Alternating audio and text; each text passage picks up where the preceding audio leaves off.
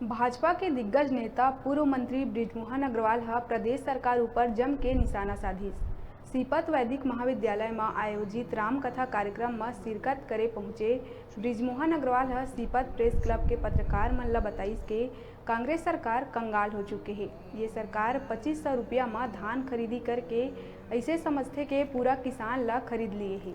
सच्चाई तो ये है कि किसान, युवा, व्यापारी, मजदूर सब्बो वर्ग के लोगन कांग्रेस सरकार ले त्रस्त हो चुके हैं।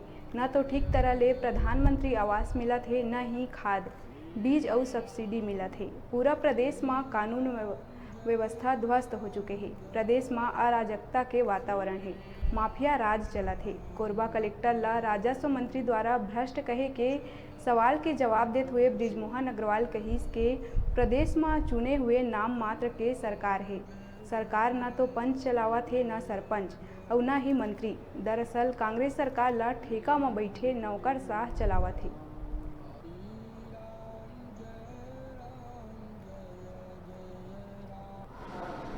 देखिए, जो सनातन संस्कृति है, जो सनातन परंपरा है, जो सनातन धर्म है, वो सबके कल्याण के लिए है।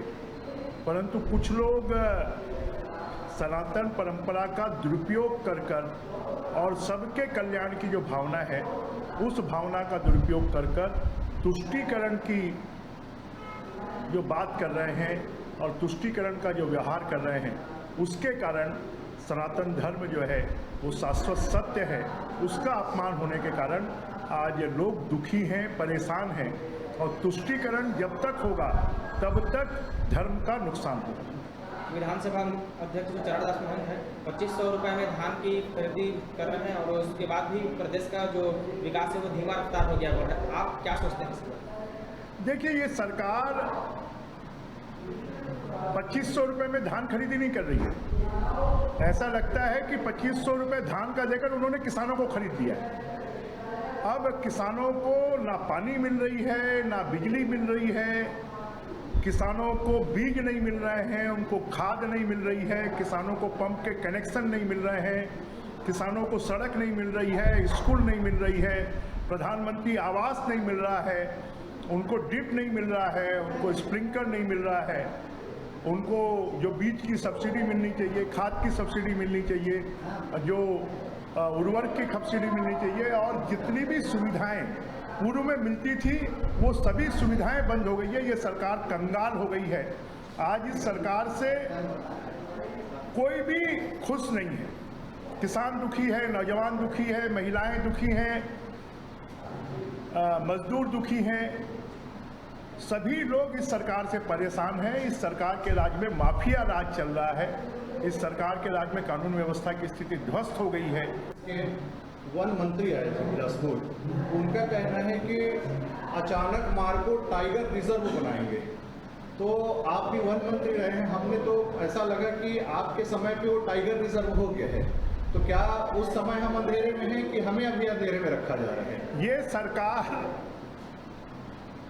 कोई नया काम नहीं कर रही है। अभी बिलासपुर मुख्यमंत्री आए थे, उन्होंने स्टेडियम का उद्घाटन किया, ओवरब्रिज का उद्घाटन किया। वो किसके ज़माने के थे? भारतीय जनता पार्टी ने, हमारी सरकार के समय ने जिन चीज़ों का शिलान्यास किया। टाइगर रिजर्व के कारण अचानक मार्ग का रास्ता परिवर्तित किया गया। तो ये सरकार खाली पुरानी बातों को दोहराकर और केंद्र की योजनाओं को दोहराकर अपनी नाम पट्टी चिपकाकर वाही लूटने की कोशिश कर रही है। जनता इस बात को जानती है कि अचानक मार्ग पहले से ही टाइगर रिजर्व है। तो यहाँ के इस सरकार के मंत्री खाली पुरानी चीज़ों के ऊपर में नया लेबल लगाकर वाही लूटना चाहते हैं। अभी तक एक भी ऐसा काम जो छत्तीसगढ़ में कांग्रेस की सरकार ने किया हो, भूपेश बघेल की सरकार ने किया हो, वो एक भी काम नहीं बता सकते।